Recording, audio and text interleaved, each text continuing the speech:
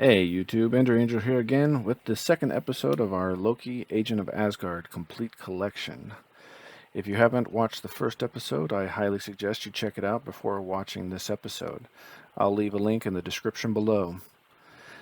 This comic we'll be reviewing today is Loki Agent of Asgard number 1. Lastly, spoiler alert, I will be covering this comic in depth. I will go through the pages, narrating them, so you have been warned, spoilers are ahead. Let's get started.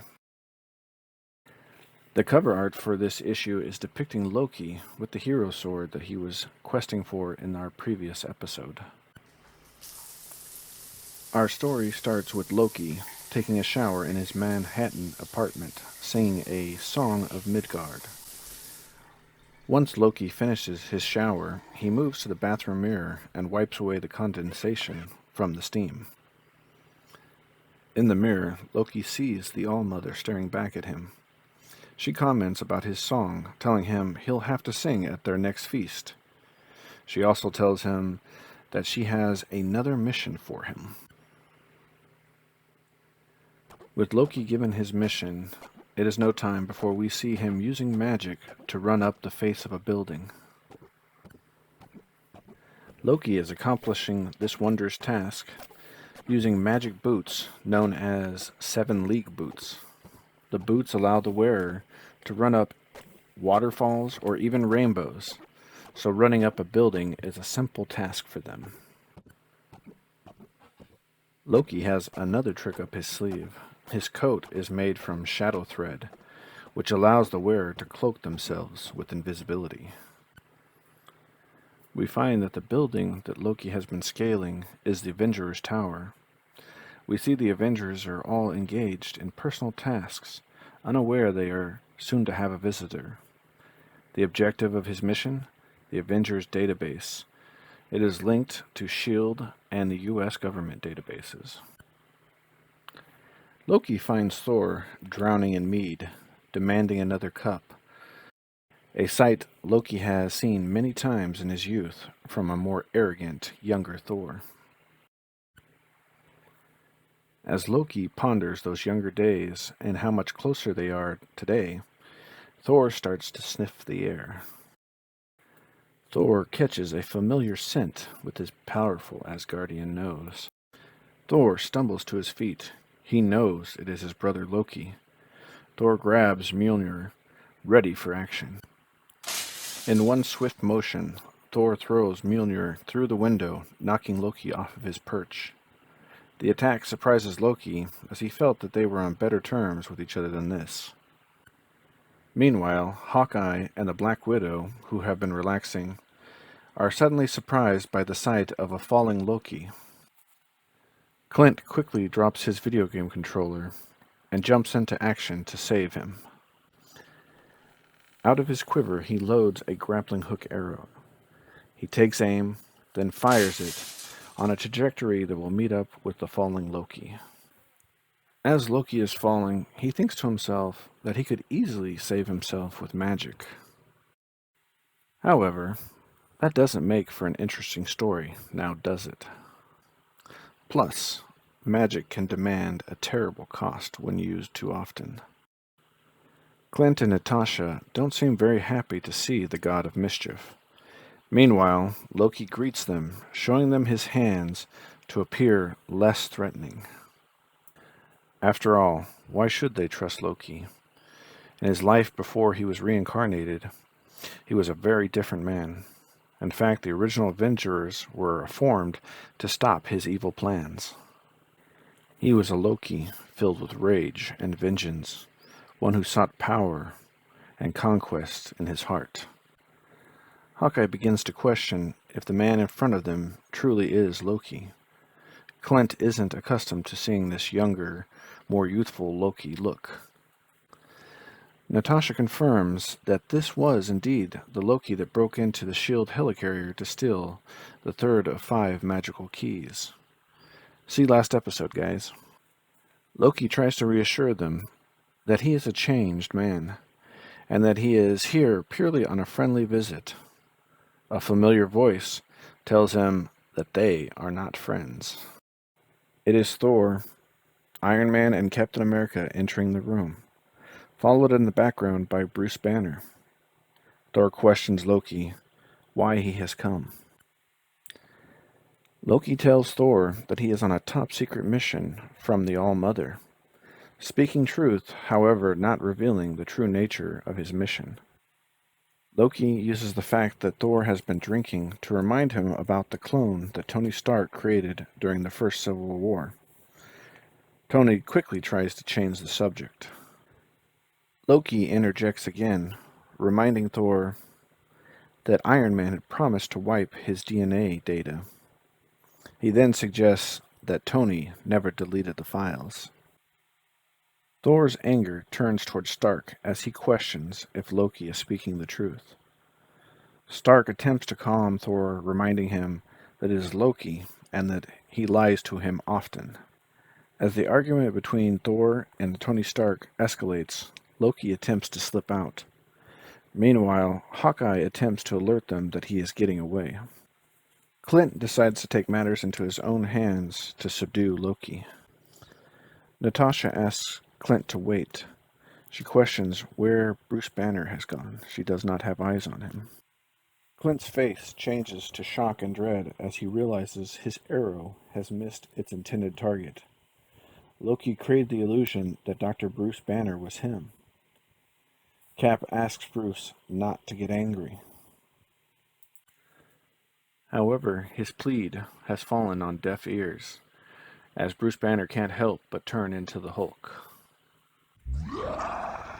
As the chaos ensues, Loki casually strolls away.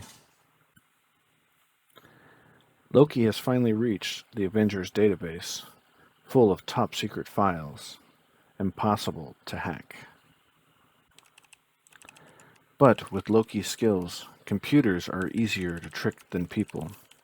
It doesn't take him long to crack the encryption. Loki has gained access to all the files regarding his past self. As Loki deletes all the files of his past self, he tells himself that he's deleting the files of his past crimes that he committed in order to put that past behind him.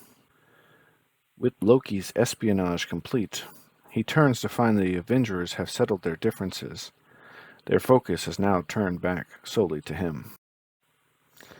Loki tries to use charm and a humble smile to diffuse the tense situation.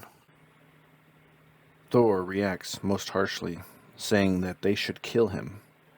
This comment takes Captain America by surprise. Cap tells him that this isn't the way Avengers handle things. Thor immediately says he'll do it himself.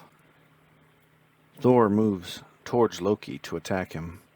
However, Thor is having some trouble carrying his hammer. Thor is unable to lift Mjolnir due to no longer being worthy of it for wanting to kill his brother. He attacks Loki with his bare hands.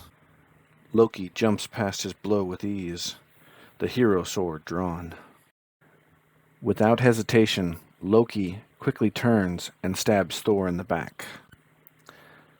Immediately, dark energy starts to pour out of Thor's eyes and mouth. We are taken to a flashback of Thor having a disagreement with the All-Mother about behaving less than honorable. We can now see why Thor was talking to the All-Mother and she was counseling him. We get a flashback of Thor punching Balder in the face. We see one final flashback for Thor. He is pouring his mead over the head of a poor barmaid. We can now see why Balder incurred his wrath as he tries to stand up for the young lady's honor. We now see a flashback for Loki. He is receiving his mission from the All-Mother when he was in the shower. She tells him of Thor suffering from some sort of corruption. She sets him on the quest to retrieve the hero sword and to save Thor. We now return to the present. We see Thor starting to fight the darkness within him. The sword of Sigurd, the first hero of Asgard, stabbed in his back. It is bathed in dragon's blood. It is a sword of truth. It makes you suffer all the truths you deny yourself. Loki pulls out a magic jar with Norse runes on it. The jar starts to draw in the dark energy into itself. Loki then tucks the jar into his coat pocket for safekeeping.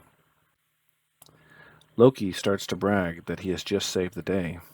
As he does, he turns to see the Hulk's huge fist swinging towards him. A while later, Thor visits Loki in his cell.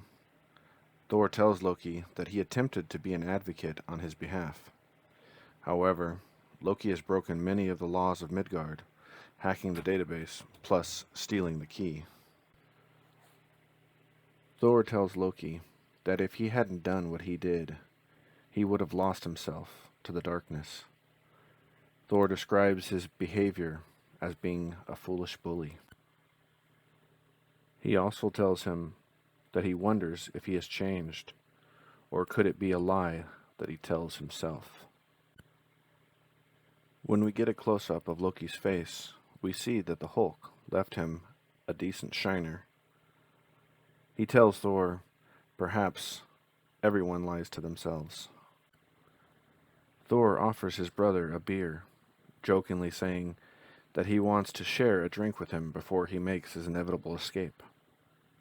Loki states he always has time for a beer with him. Loki makes good his escape, as Thor predicted, and returns to Asgard. The All-Mother congratulates him on a job well done. She tells him that she has more missions for him, and she continues by telling him that every mission that he completes for her, a past crime will be removed from Asgard's records. Loki offers to drop the jar with the dark energy into a bottomless hole. The All-Mother says that she will handle it. She then tells Loki to leave. Loki voices his concern, asking if she intends to open the jar. He states that there is a dark and frightening energy within it. The All-Mother more forcefully orders him to go. Loki does as she commands and departs. She tells him goodbye as he leaves. The All-Mother pops off the lid to the jar and says hello to Loki. The dark presence that was inhabiting Thor was none other than the original Loki returned, god of mischief, god of evil. The All-Mother alludes to the fact that she knows him better than he knows himself, and the fact that she knew it was him the whole time possessing Thor. With a dark and sinister look on his face, Loki tells her that he would like to talk about the future. So that concludes our second episode and first issue of Loki, Agent of Asgard #1. Next episode will cover Loki, Agent of Asgard #2. Here is a preview of the next issue.